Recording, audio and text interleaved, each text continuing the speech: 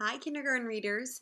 Today we're going to start off our new social responsibility unit with a story called The Curious Garden, and it was written and illustrated by Peter Brown. I'm going to take off the jacket, the book jacket, so it's easier to read. The Curious Garden. The Curious Garden. There once was a city without gardens or trees or greenery of any kind. Most people spent their time indoors. As you can imagine, it was a very dreary place. Dreary means boring or sad. And if you can tell, look at the colors, right? It's all browns, lots of smog coming out of the houses and the buildings. However, there was one boy who loved being outdoors. Even on drizzly days, while everyone else stayed inside, you could always find Liam happily splashing through his neighborhood. It was on one such morning that Liam made several surprising discoveries. He was wandering around the old railway, as he did from time to time, when he stumbled upon a dark stairwell leading up to the tracks. It's right over here. The railway had stopped working ages ago, and since William had always wanted to explore the tracks, there was only one thing for the curious boy to do. What do you think that is, my friends? Yeah, climb the stairs. See what's up there. Liam ran up the stairs, pushed open the door, and stepped out onto the railway. The first thing he saw was a lonely patch of color. Got a little bit of a glare. There you go. Wildflowers and plants were the last things he had expected to find up there, but when he took a closer look, it became clear that the plants were dying and that they needed a gardener. I don't know if you could see, but even though they're there, it's red and brown. Not usually the color of living trees, unless it's the fall time. Liam may not have been a gardener, but he knew that he could help. So he returned to the railway the very next day and he got to work. The flowers nearly drowned and he had a few pruning problems, but the plants patiently waited while Liam found better ways of gardening. He watered, he cut, but look, see, they went from brown to green. He even thought singing would help. As the weeks rolled by, Liam began to feel like a real gardener, and the plants began to feel like a real garden. It's growing. Most gardens stay in one place, but this one was no ordinary garden. With miles of open railway ahead of it, the garden was growing restless. The garden wanted to explore. The tough little weeds and mosses were the first to move. They popped up farther and farther down the tracks and were closely followed by the more delicate plants. Look at his garden. It's growing. It went from just that little patch to a little bit more to covering. Over the next few months, Liam and the Curious Garden explored every corner of the railway. It's continuing to go. Look at all those flowers that grew. And it's still growing. It's slowly making its way.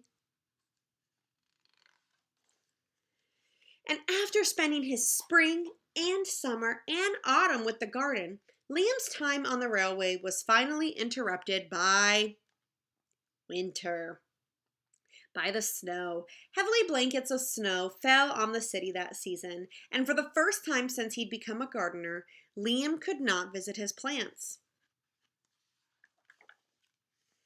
Rather than waste his winter worrying about the garden, Liam spent it preparing for spring.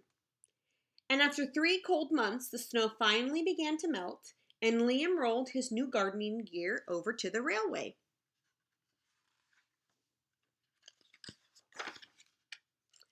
But winter had taken its toll on the garden. Not so much anymore.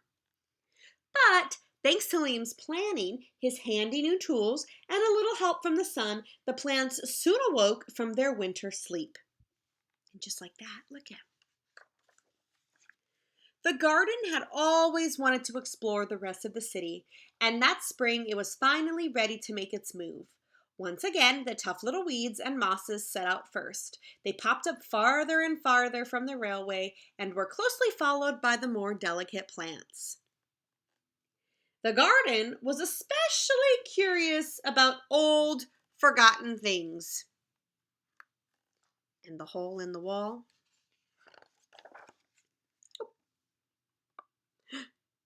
A few plants popped up where they didn't belong. Do plants belong on that stop sign? No, because people won't be able to see. Or the fire hydrant? No, because then the firefighters can't get to it. Others mysteriously popped up all at once. He gave the neighbor a pot, and some just went there. But the most surprising things that popped up were all the new gardens. Do you see them? All the different gardens that popped up. And look at down here.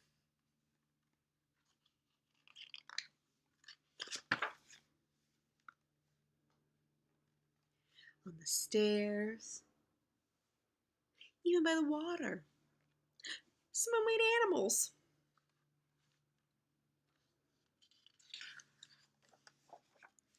Many years later, the entire city had blossomed. But of all the new gardens, Liam's favorite was where it all began, on the railroad tracks. And now look at the city. Does it look dreary anymore? No. All that smog is gone, and plants are living, and life just seems better. All right, my friends, we have an art project for today. Let me get back to the page.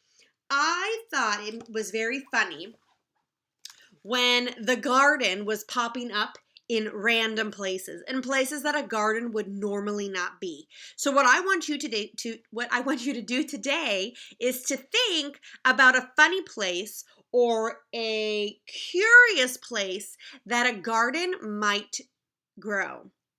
And it doesn't have to be true, but it shouldn't be too crazy. All right, like we don't want to say a garden growing in outer space, because that doesn't really happen. But if you want to say that a garden was growing on a rocket ship that's on Earth, I think that would be fine, right? We have the forgotten car, and we have the abandoned part of the building it was growing. So I want you to use your imagination today, and just for fun, draw me a picture of where a garden could grow that it normally wouldn't grow. But remember, in order for things to grow, it needs to have sun, it needs to be able to get water, and then it needs to sort of be on the ground where maybe it could get some soil or some nutrients. All right.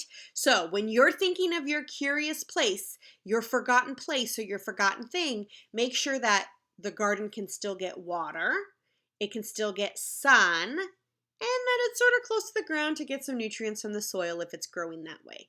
All right. Send it to me on Seesaw. Don't forget, you can also record your voice explaining what it is and telling me all about it. And finally, lots of details. Look at this car.